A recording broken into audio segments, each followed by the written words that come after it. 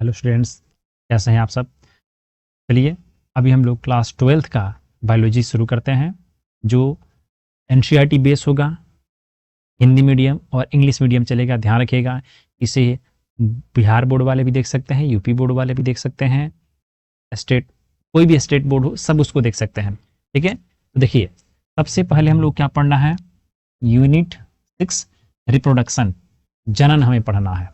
ठीक है, वैसे एनसीईआरटी ने जनन में पहला चैप्टर को रिमूव किया हुआ है, लेकिन बिहार बोर्ड में क्वेश्चन आया हुआ है, इसीलिए पहला चैप्टर हम लोग पढ़ेंगे। ठीक है, तो देखिए, तो पहला यूनिट क्या है, रिप्रोडक्शन। रिप्रोडक्शन यूनिट में 4 चैप्टर कौन कौन से, तो पहला है रिप्रोडक्शन इन ऑर्गेनिज्म। देखिए सबसे पहला क्या है, रिप्रोडक्शन इन ऑर्गेनिज्म, जीवों में जनन।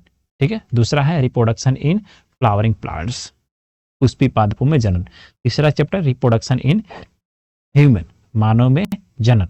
और चौथा है रिप्रोडक्टिव हेल्थ, जनन स्वास्थ्य। इन चारों चैप्टर में क्या चीज, तो ये पहला हटाया हुआ है, मतलब कि एनसीईआरटी ने इसे रिमूव किया हुआ है, लेकिन बिहार बोर्ड में से क्वेश्चन आया हुआ है, तो इस चैप्टर को हम लोग पढ़ेंगे।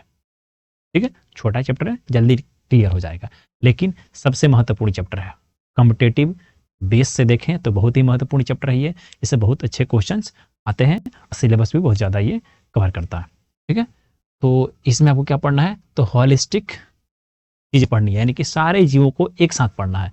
इसमें स्पेसिफिक कोई जीव नहीं पढ़ना है, सारे जीवों में रिप्रोडक्शन कैसे होता है वो पढ़ना है, कॉमन चीज़ पढ़ना है। ठीक है, रिप्रोडक्शन इन फ्लावरिंग प्लांट, यानी कि एंजियोस्पर्म जो होता है उनमें रिप्रोडक्शन कैसा होता है वो यहाँ पढ़ना है। ठीक है, फिर पढ़ना है रिप्रोडक्शन इन ह्यूमन, यानी मानव के अंदर रिप्रोडक्शन कैसे होता है, और रिप्रोडक्टिव हेल्थ क्या, मतलब रिप्रोडक्टिव सिस्टम्स क्या होते हैं, वो सारी चीज़ें तीसरे चैप्टर में पढ़ना है। और चौथे चैप्टर में रिप्रोडक्टिव हेल्थ के बारे में पढ़ना है, यानी कि ह्यूमन बॉडी में रिप्रोडक्शन से, रिप्रोडक्टिव सिस्टम से संबंधित जो भी रोग हैं, जो रोकथाम है ना, उसके बारे में हम लोग को पढ़ना है।